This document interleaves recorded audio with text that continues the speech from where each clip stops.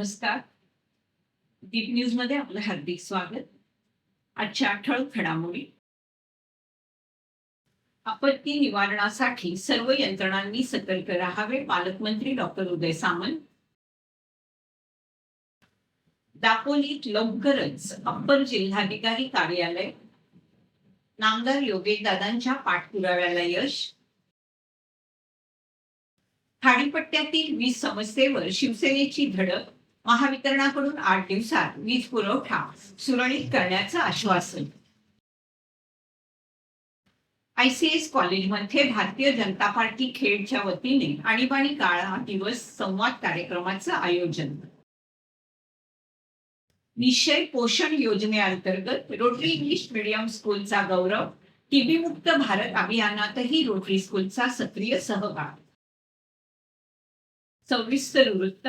जिल्ह्यात पुढील काही दिवसात पावसाचा जोर वाढण्याची शक्यता लक्षात घेता कोणतीही नैसर्गिक आपत्ती उद्भवल्यास त्याला तातडीनं सामोरं जाण्यासाठी सर्व संबंधित विभागांनी पूर्णपणे सतर्क राहावं, अशा स्पष्ट सूचना राज्याचे उद्योग मंत्री तथा रत्नागिरी जिल्ह्याचे पालकमंत्री डॉक्टर उदय सामंत यांनी दिल्या. जिल्ह्यातील आपत्ती व्यवस्थापनाचा आढावा घेण्यासाठी आयोजित करण्यात आलेल्या दूरदृश्य प्रणालीद्वारे झालेल्या बैठकीत ते बोलत होते. या बैठकीत जिल्हाधिकारी मनोज जिंदल, जिल्हा पोलीस अधीक्षक नितीन बगाटे, उपमुख्य कार्यकारी अधिकारी परीक्षित यादव यांच्यासह सर्व तालुक्यांचे उपविभागीय अधिकारी, तहसीलदार आणि विविध विभागाचे अधिकारी दूरदृश्य प्रणालीद्वारे उपस्थित होते. तसेच जिल्हा परिषद मुख्य कार्यकारी अधिकारी वैदेही रानडे, निवासी उपजिल्हाधिकारी चंद्रकांत सूर्यवंशी, जिल्हा अधीक्षक कृषी अधिकारी शिवकुमार सदाफुले, तहसीलदार राजाराम म्हात्रे आणि जिल्हा आपत्ती व्यवस्थापन अधिकारी अजय सूर्यवंशी हे प्रत्यक्ष उपस्थित होते. बैठकीत पालकमंत्री डॉक्टर सामंत यांनी गेल्या 4 ते 5 दिवसात झालेल्या पावसाच्या पार्श्वभूमीवर जिल्ह्यातील परिस्थितीचा आढावा घेतला. पावसामुळे कुठेही नुकसान झालं असल्यास संबंधित विभागांनी तातडीने त्याची माहिती घेऊन आवश्यक उपाययोजना कराव्यात, असं त्यांनी सांगितलं. विशेषतः ज्या भागांमध्ये भूसंकलन किंवा दरड कोसळण्याचा धोका आहे त्या ठिकाणी प्रशासनाने अधिक दक्षता घेऊन नागरिकांच्या सुरक्षिततेसाठी आवश्यक ती खबरदारी घ्यावी, असे निर्देश त्यांनी दिले. यावेळी जिल्हाधिकारी मनोज जिंदल यांनी जिल्ह्यातील आपत्ती व्यवस्थापनाच्या तयारीची माहिती दिली. जिल्ह्यात आपत्तीच्या दृष्टीने 118 संवेदनशील आणि धोकादायक ठिकाणांची ओळख पटवण्यात आली असून त्या ठिकाणांवर विशेष लक्ष ठेवण्यात येत असल्याचं त्यांनी सांगितलं. संभाव्य परिस्थिती, भूसंकलन, दरड कोसळणे किंवा इतर नैसर्गिक आपत्तीचा सामना करण्यासाठी जिल्हा प्रशासनासह सर्व यंत्रणा पूर्ण क्षमतेने सज्ज असून नागरिकांच्या सुरक्षेला सर्वोच्च प्राधान्य दिलं जात असल्याची त्यांनी ग्वाही दिली. पावसाचा अंदाज लक्षात घेता जिल्हा प्रशासनानं आपत्ती व्यवस्थापनासाठी आवश्यक यंत्रणा कार्यान्वित ठेवली असून कोणत्याही आपत्कालीन परिस्थितीत त्वरित मदत आणि प्रतिसाद देण्यासाठी प्रशासन सज्ज असल्याचं या बैठकीत स्पष्ट करण्यात आलं. माननीय नामदार योगेशदादा कदम यांच्या सातत्यपूर्ण पाठपुराव्याला यश मिळत असून दापोली येथे लवकरच अप्पर जिल्हाधिकारी कार्यालय सुरू होण्याच्या प्रक्रियेला वेग आला. दापोलीसह संपूर्ण परिसरातील नागरिकांना विविध महसूल कामांसाठी आणि शासकीय दाखल्यांसाठी दूरवर जावं लागू नये, प्रशासन अधिक सुलभ आणि नागरिकांच्या दारी पोहोचावं यासाठी शासनाकडे नामदार योगेशदादा यांनी सातत्यानं पाठपुरावा केला होता. ही कार्यालये कार्यान्वित झाल्यानंतर नागरिकांचा वेळ, पैसा आणि श्रम वाचतील, तसेच प्रशासन अधिक वेगवान आणि प्रभावी होईल. जनतेच्या सोयीसाठी आणि कोकणाच्या सर्वांगीण विकासासाठी माझे प्रयत्न यापुढे देखील असे सुरू राहतील, असं सुतोवाच योगेशदादा कदम यांनी केलं. खेड तालुक्यातील खाडीपट्ट्यात वारंवार खंडित होणाऱ्या वीज पुरवठ्याच्या प्रश्नावर शिवसेनेनं आक्रमक भूमिका घेत महावितरण प्रशासनाला धडक दिली. नागरिकांच्या वाढत्या तक्रारींची दखल घेत शिवसेना पदाधिकाऱ्यांनी महावितरणाच्या खेड विभागीय कार्यालयात निवेदन सादर करून तातडीनं उपाययोजना करण्याची मागणी केली. खाडीपट्ट्यातील अनेक गावांमध्ये सातत्यानं वीज पुरवठा खंडित होत असल्याने नागरिक, शेतकरी, व्यापारी आणि विद्यार्थ्यांना मोठ्या अडचणींचा सामना करावा लागतोय. तसेच कमी जास्त दाबामुळे इलेक्ट्रॉनिक उपकरणांचं नुकसान होत असल्याच्याही तक्रारी करण्यात आल्या. शिवसेनेच्या निवेदनाची दखल घेत महावितरणचे अधिकारी बाबरेकर यांनी खाडीपट्टा विभागातील कर्मचाऱ्यांना तात्काळ परिस्थितीचा आढावा घेऊन आवश्यक कार्यवाही करण्याचे आदेश दिले. तसेच या विभागातील सर्व समस्या पुढील 8 दिवसात निकामी काढून वीज पुरवठा सुरळीत करण्यात येईल असं आश्वासन त्यांनी दिलंय. यावेळी जिल्हा परिषद सदस्य अण्णा कदम, जिल्हा परिषद सदस्य सचिन भाडवे, राजेश पालकर, पंचायत समिती सदस्य संग्राम कदम यांच्यासह शिवसैनिक मोठ्या संख्येने उपस्थित होते. अण्णा, आपण निवेदन दिलंय, काय सांगाल, कशा संदर्भात आज निवेदन दिलेलं?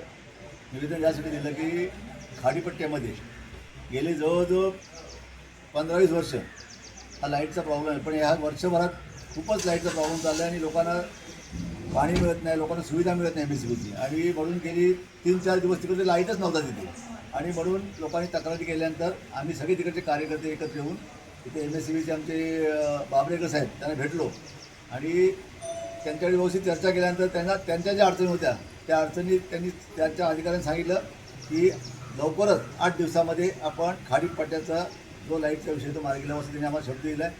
8 दिवसानंतर बघू आम्ही वाट बघू, कारण गेली वर्षभर आम्ही ते सगळं भोगतोय. लाईटच नसतो त्या भागामध्ये. MSB पूर्ण लाईटच गोल होते. आणि आता पावसाळा जवळ आल्यानंतर हे लोक आता दुरुस्तीला निघाले. त्यावर्षी पाऊस जवळजवळ 1 महिना उशिरा येतोय. थांबल्यानंतर सुद्धा हे लोक उशिरा काम करतात. म्हणून त्यांना आम्ही जाब विचारला की तुम्ही एवढं उशिरा का काम करता. ते बोले आमच्याकडे काही साहित्य नव्हतं, पण आता त्यांच्याकडे सगळं साहित्य आहे जे आपण 8 दिवसामध्ये पुढच्या 8 दिवसामध्ये ते खाडीपट्टी लाईट ते आम्हाला सांगितलं. भैरवली, पन्हाळची ही गावं शेवटच्या टोकावरची गावं आहेत. त्या गावामध्ये खूप लाईटचा प्रॉब्लेम होतो. तिकडे लोकांना पाणी मिळत नाही. लाईटशिवाय लोकांचं काही तिथे चालत नाही. आणि म्हणून त्या इथल्या MSBच्या अधिकाऱ्यांना आम्ही आता जाब विचारलं. त्यांनी अधिकाऱ्यांनी सांगितलं की लवकर 8 दिवसामध्ये आम्ही हा लाईट सुरळीत करून देऊ. खेड येथील ICS कॉलेजमध्ये भारतीय जनता पार्टी खेडच्या वतीने कर्मवीर पद्मश्री श्री दादासाहेब इदाते यांच्या मार्गदर्शनाखाली आणीबाणी काळा दिवस संवाद कार्यक्रमाचं आयोजन करण्यात आलं होतं. 25 जून 1975 हा दिवस भारतीय लोकशाहीच्या इतिहासातील एक काळा अध्याय म्हणून सर्वांच्या स्मरणात आहे. काँग्रेसच्या तत्कालीन पंतप्रधान इंदिरा गांधी यांनी देशावर आणीबाणी लादत संविधानिक मूल्ये, अभिव्यक्ती स्वातंत्र्य आणि नागरिकांचे मूलभूत हक्क यांची गळचेपी केली. यावेळी भाजपा नेते तथा खेड नगर परिषदेचे माजी नगराध्यक्ष ॲडव्होकेट वैभवजी खेडेकर, ICS कॉलेजचे चेअरमन ॲडव्होकेट आनंदराव भोसले, भाजपा अल्पसंख्याक सेल रत्नागिरी जिल्हाध्यक्ष तथा नगरसेवक गटनेते रहीमभाई सही बोले, नगरसेविका वैभवी खेडेकर, भाजपा खेड शहराध्यक्ष भालचंद्र उर्फ नंदू साळवी, ICS कॉलेजचे विभाग प्रमुख सचिन भोसले, अनिता आवटी, भाजपा महिला मोर्चा खेड शहर उपाध्यक्ष प्रीती चिखले, सोशल मीडिया प्रमुख Sarvesh Pawar, Swaraj Gandhi, Owais Chougule, Aniket Pawar, Prasad Mandavkar, Pradeep Bhosale, doctor Bhalerao sir, Kelkar sir, Sagar sir यांच्यासह महाविद्यालयीन विद्यार्थी मोठ्या संख्येने उपस्थित होते. राष्ट्रीय क्षयरोग निर्मूलन कार्यक्रमाअंतर्गत राबवण्यात येणाऱ्या निश्चय पोषण योजनेमध्ये उल्लेखनीय योगदान दिल्याबद्दल रोटरी इंग्लिश मीडियम स्कूल खेडला तालुका आरोग्य अधिकारी कार्यालय खेडच्या वतीने सन्मानपत्र प्रदान करण्यात आलं. क्षयरोगग्रस्त रुग्णांना पोषण सहाय्य उपलब्ध करून देण्यासाठी तसेच समाजात आरोग्य विषयक जनजागृती निर्माण करण्यासाठी शाळेने दिलेल्या मोलाच्या सहकार्याची दखल घेत हा सन्मान देण्यात आला. याचबरोबर केंद्र शासनाच्या टीबी मुक्त भारत अभियान अंतर्गत रोटरी इंग्लिश मीडियम स्कूलने विविध जनजागृतीपर उपक्रमांचं नियोजन करून विद्यार्थ्यांमध्ये क्षयरोगाविषयी जागरूकता निर्माण करण्याचा अभिनव उपक्रम हाती घेतला. या अभियानामध्ये निबंध लेखन, पोस्टर निर्मिती, वक्तृत्व स्पर्धा, कला आणि सांस्कृतिक कार्यक्रम, विद्यार्थी जागरूकता सत्रे, निक्षय शपथ, सोशल मीडिया जनजागृती, निक्षय मित्र नोंदणी तसेच समुदाय संपर्क कार्यक्रम अशा विविध उपक्रमांचं आयोजन करण्यात आलं. शाळेतील शिक्षकांनी या सर्व उपक्रमाची जबाबदारी स्वीकारून विद्यार्थ्यांना क्षयरोग प्रतिबंध, लवकर निदान आणि उपचार याविषयी माहिती देण्याचं कार्य हाती घेतलंय. विद्यार्थ्यांमध्ये सामाजिक जबाबदारीची भावना निर्माण करून टीबी मुक्त भारत या राष्ट्रीय ध्येयासाठी योगदान देण्याचा संदेश या अभियानातून दिला जातोय.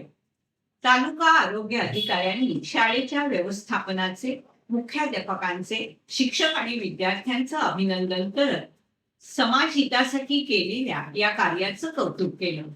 सामाजिक बांधिलकी जपत आरोग्यविषयक उपक्रमांमध्ये सातत्यानं सहभाग घेणाऱ्या रोटरी इंग्लिश मीडियम स्कूलच्या या कार्यामुळे क्षयरोग निर्मूलन मोहिमेला मोठं बळ मिळत असल्याचं मत व्यक्त करण्यात आलं. हा सन्मान संपूर्ण रोटरी शालेय परिवारासाठी अभिमानाची बाब असून भविष्यात देखील अशा समाज उपयोगी उपक्रमांमध्ये सक्रिय सहभाग सुरू ठेवण्याचा निर्धार शाळेच्या वतीनं व्यक्त करण्यात आला. रत्नागिरी जिल्ह्यात 28 जून रोजी पल्स पोलिओ लसीकरण मोहिमेचं आयोजन करण्यात आलं. या मोहिमेत 0 ते 5 वर्ष वयोगटातील सर्व बालकांना पोलिओ प्रतिबंधक लसीचे 2 थेंब पाजले जाणार आहे. जिल्ह्यातील 58,815 बालकांपर्यंत पोहोचण्यासाठी 1,659 पोलिओ बूथ उभारण्यात आले असून 3,477 आरोग्य कर्मचारी आणि 346 पर्यवेक्षक मोहिमेत सहभागी होणार आहेत. दुर्गम भागातील आणि वंचित राहिलेल्या बालकांपर्यंत घरभेटीद्वारे लसीकरणाची सुविधा उपलब्ध करून देण्यात येणार आहे. जिल्हा परिषद अध्यक्षा अस्मिता केंद्रे, उपाध्यक्ष विलास चाळके, मुख्य कार्यकारी अधिकारी वैदेही रानडे आणि जिल्हा आरोग्य अधिकारी डॉक्टर अनिरुद्ध आटले यांनी सर्व पालकांना आपल्या बालकांना पोलिओचे 2 थेंब पाजून मोहिमेत सहभागी होण्याचं आवाहन केले. थेट नगर परिषदेच्या वतीने पावसाळ्याच्या पार्श्वभूमीवर कंत्राटी सफाई कर्मचाऱ्यांना रेनकोटचं वाटप करण्यात आलं. या उपक्रमामुळे पावसातही सफाई कर्मचाऱ्यांना आपली सेवा सुरक्षितपणे बजावता येणार आहे. यावेळी नगराध्यक्षा सौ माधवीताई तुकाला, मुख्य अधिकारी महादेव रोडगे, स्वच्छता आणि आरोग्य सभापती तौसिफ खोत, शिवसेना गटनेते निकेतन पाटणे, भाजपा गटनेते रहीम सहीबोले यांच्यासह नगर परिषदेचे पदाधिकारी, नगरसेवक आणि विविध मान्यवर उपस्थित होते. उपस्थितांनी सफाई कर्मचाऱ्यांच्या कार्याचं कौतुक करत त्यांना शुभेच्छा दिल्या. गेल्या 3 दिवसापासून सुरू असलेल्या मुसळधार पावसामुळे गुहागर तालुक्यात विविध ठिकाणी नुकसानीच्या घटना घडत आहेत. त्यातच पालशेत येथील हायस्कूलच्या इमारतीचा समोरील काही भाग कोसळण्याची घटना घडली. सुदैवानं या घटनेत कोणतीही जीवितहानी अथवा दुखापत झाली नाही. घटनेची माहिती मिळताच जिल्हा परिषद सदस्या अपूर्वा बारगोडे यांनी तात्काळ घटनास्थळी भेट देऊन पाहणी केली. यावेळी त्यांनी शाळेच्या मुख्याध्यापकांशी चर्चा करून इमारतीच्या सुरक्षेबाबत माहिती घेतली. इमारत नादुरुस्त असल्याचं स्पष्ट होत असताना सुट्टीच्या कालावधीत आवश्यक दुरुस्ती किंवा प्रतिबंधात्मक उपाययोजना का करण्यात आल्या नाही असा प्रश्न त्यांनी उपस्थित केला. तसेच इमारतीचे संरचनात्मक ऑडिट करण्यात आलं होतं का याबाबत देखील त्यांनी संबंधितांकडून माहिती घेतली. या पाहणीवेळी पंचायत समिती सदस्या मानसी रांगळे, महेश तोडणकर यांच्यासह अन्य मान्यवर उपस्थित होते. शाळेच्या इमारतीच्या सुरक्षिततेबाबत तातडीनं उपाययोजना करण्याची मागणी स्थानिकांकडून करण्यात येते. रायगड जिल्ह्यात सुरू असलेल्या मुसळधार पावसामुळे जनजीवन विस्कळीत झालंय. अतिवृष्टीमुळे अलिबाग तालुक्यातील भाकरवड आणि देहेर गावांना जोडणारा बंधारा वाहून गेल्यामुळे दोन्ही गावांचा संपर्क तुटला आहे. दरम्यान या भागातील पुलाचं काम अद्याप अपूर्ण असल्याने नागरिकांना मोठा मनस्ताप सहन करावा लागतोय. बंधारा वाहून गेल्याने देहेर गावातील नागरिकांना कोयनाड येथे जाण्यासाठी तब्बल 6 किलोमीटरचा वळसा घालावा लागतोय. सततच्या पावसामुळे वाहतूक आणि दैनंदिन कामकाजावर परिणाम झाला असून नागरिकांनी प्रशासनाकडे तातडीनं उपाययोजना करण्याची मागणी केली आहे. रत्नागिरी जिल्ह्यात दमदार पावसाने हजेरी लावल्याने पाणी टंचाईग्रस्त भागांना मोठा दिलासा मिळालाय. जिल्ह्यातील 69 गावांमधील 160 वाड्यांना 18 टँकरद्वारे पाणी पुरवठा केला जात होता. मात्र पावसामुळे अनेक ठिकाणचे जलस्रोत पुन्हा सुरू झाल्याने परिस्थितीत सुधारणा झाली. यामुळे टंचाईग्रस्त 7 तालुक्यांपैकी रत्नागिरी, गुहागर आणि दापोली या 3 तालुक्यातील टँकर सेवा बंद करण्यात आली. तरीही मंडणगड, खेड, चिपळूण आणि संगमेश्वर या 4 तालुक्यांमध्ये पाणी टंचाई कायम असल्याने टँकरद्वारा पाणी पुरवठा सुरू ठेवण्यात आला. सध्या या 4 तालुक्यातील नागरिकांना 2 शासकीय आणि 4 खासगी अशा एकूण 6 टँकरच्या माध्यमातून पाणी पुरवठा करण्यात येत असून प्रशासन परिस्थितीवर लक्ष ठेवून आहे. रत्नागिरी जिल्ह्यात पावसाने दमदार एंट्री केल्यानंतर बळीराजा सुखावलाय. ग्रामीण भागात शेतीच्या कामांना वेग आला. देश झपाट्याने आधुनिक शेती तंत्रज्ञानाकडे वळत असताना कोकणातील काही ग्रामीण भागात मात्र आजही पारंपरिक शेती पद्धती टिकून आहे. विशेषतः डोंगराळ, कमी सपाटीच्या जमिनी असलेल्या भागांमध्ये शेतकरी अजून देखील लोखंडी फाळ बसवलेल्या लाकडी नांगराचा वापर करत असल्याचं चित्र दिसतंय. कोकणातील शेती प्रामुख्याने भात शेतीवर अवलंबून आहे. शेतकऱ्यांच्या मते आधुनिक यंत्रसामुग्री महागडी असल्याने आणि दुरुस्ती आणि देखभाल खर्च जास्त असल्याने अनेक लहान शेतकरी पारंपरिक साधनांवरच अवलंबून आहेत. रत्नागिरी जिल्ह्यात 2 दिवस मुसळधार पाऊस कोसळल्यानंतर कालपासून पावसाचा जोर काहीसा ओसरला होता. मात्र आज सकाळपासून पुन्हा दमदार सरी बरसू लागल्याने जिल्ह्यात पावसाचं पुनरागमन झालंय. गेल्या 24 तासात जिल्ह्यात सरासरी 28 मिलीमीटर पावसाची नोंद झाली असून अनेक भागात जोरदार सरी कोसळत आहेत. सततच्या पावसामुळे जिल्ह्यातील नद्यांच्या पाणी पातळीत वाढ होत असल्याचं चित्र आहे.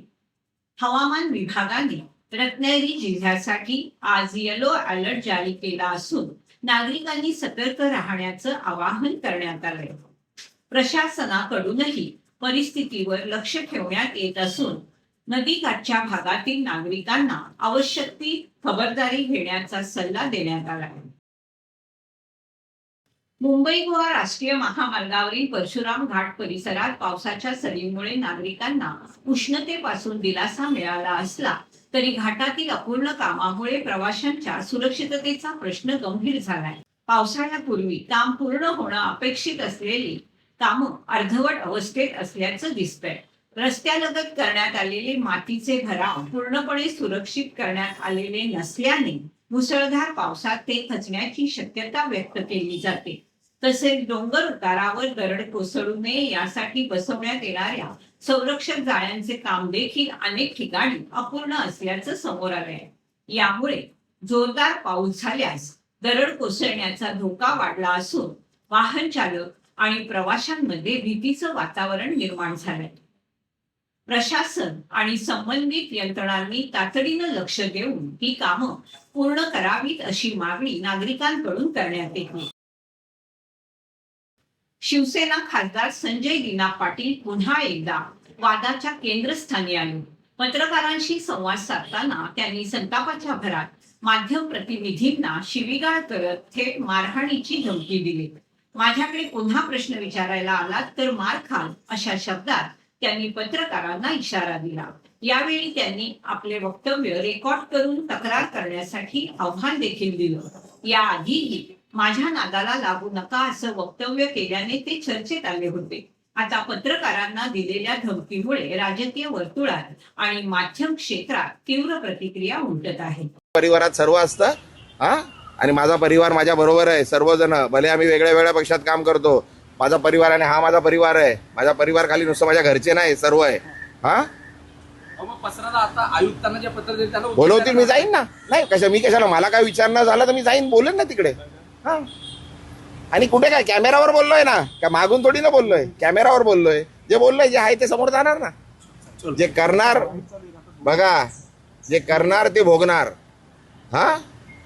सर, राजूल पाटील संदर्भात पाहिलं गेलं तर अरे भाई कशाला, बस झाला ना. आता तुला बोललो 2 मिनिटं बोलायचं होतं, बोलणारच नव्हतं. बोललो ना भाई, आता अजून किती कशाला हे करतोय. चल बस माझ्या बरोबर, बस ना गाडीत. चल बोलता बोलता जेवढं बोलायचं तेवढं बोलू. चला कशाला इज्जत देतो भाई, घे ना यार, कशाला. ठीक आहे. जरा माझं हे बघू नका तुम्ही, अति करताय. ए भाई बस ना, बंद कर ना आता, बंद कर, नाहीतर भाई मी विसरून जाईल मी खासदार आहे ना, तुम्ही काय पहिला पण सांगितलंय मी.